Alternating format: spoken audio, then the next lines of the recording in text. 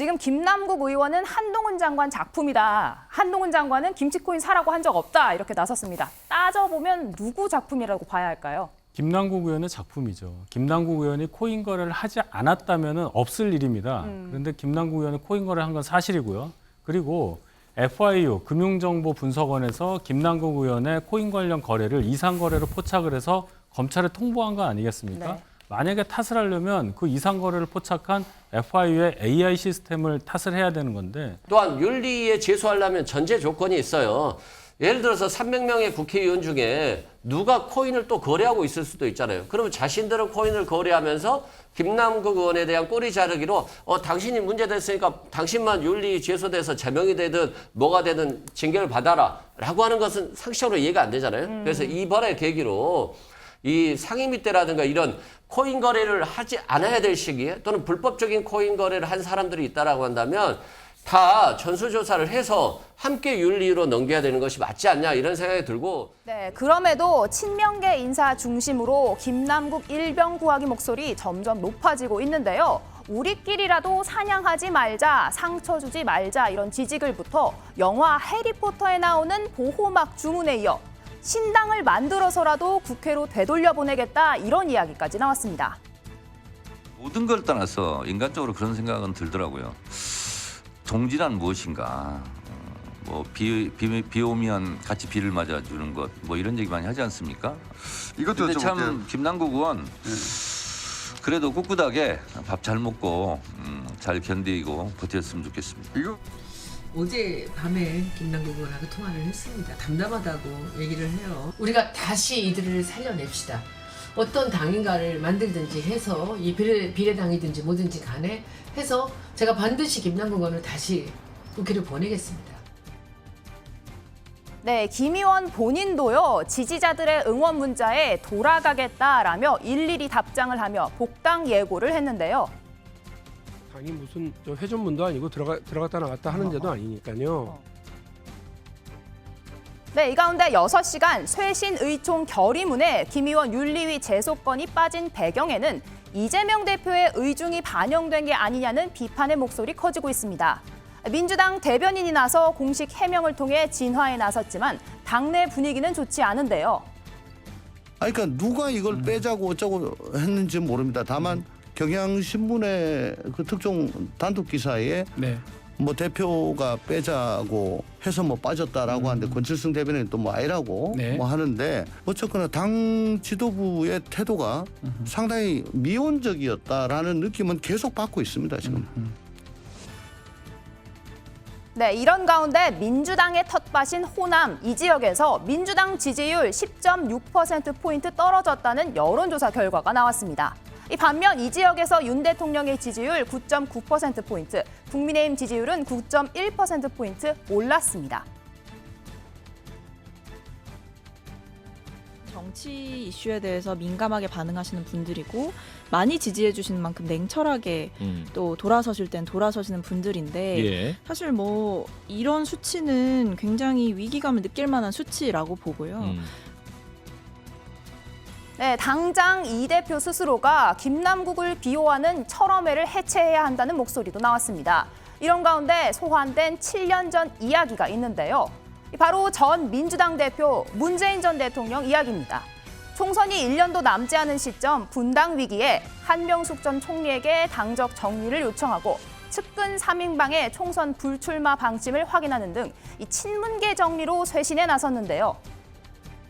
제 자신부터 일체의 기득권을 버리고 반드시 혁신을 이루어내고 말겠다고 다시 한번 선언합니다.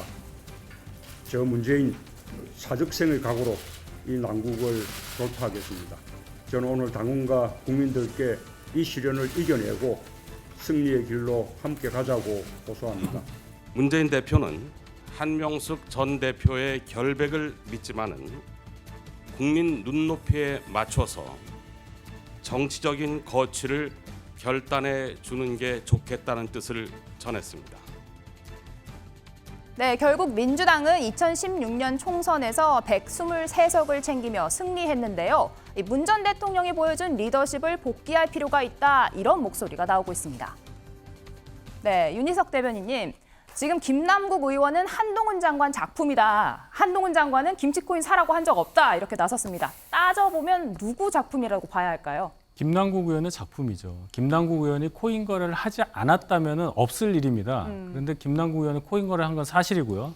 그리고 FIU 금융정보분석원에서 김남국 의원의 코인 관련 거래를 이상 거래로 포착을 해서 검찰에 통보한 거 아니겠습니까? 네. 만약에 탓을 하려면 그 이상 거래를 포착한 FIU의 AI 시스템을 탓을 해야 되는 건데 번지수를 잘못 짚은 것 같습니다. 네, 김진희 변호사님. 김 의원 해명에도 숫자가 계속 바뀌고 있습니다. 몇천 원 거래했다 하는데 지금 몇억 숫자가 계속 커지고 있습니다. 해명 어떻게 보셨습니까? 일단 이제 얘기가 좀 바뀌고 있는 부분이 많지 않습니까? 그러니까 코인을 얼마를 보유를 하고 있다던가 자금이 어떻게 흘렀다던가 그리고 또 이제 방금 말씀하신 것처럼 상임위에서 얼마를 거래했다던가 이런 부분에 의해서 이제 굉장히 좀 사실관계가 많이 이제 진술이 많이 바뀌고 있습니다. 네. 아무래도 이제 처음부터 좀 투명하게 공개를 좀 했다면 이런 일이 없지 않았을까 싶기는 합니다만 이렇게 좀 진실이 어떤 건지 좀 알기가 어려울 정도로 계속해서 이제 바뀌고 있기 때문에 아무래도 구체적인 부분은 검찰 수사를 통해서 좀 명확히 규명이 될 필요는 있는 것 같습니다. 네, 이승훈 부위원장님.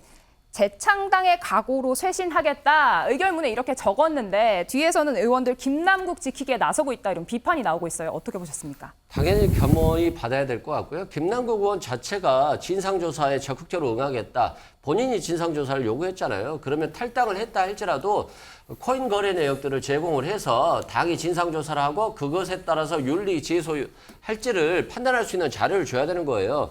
근데 탈당하고 나서 적극적으로 이 조사에 임하지 않는다라고 한다면 민주당 입장에서는 굉장히 곤란한 입장에 빠질 수밖에 없거든요.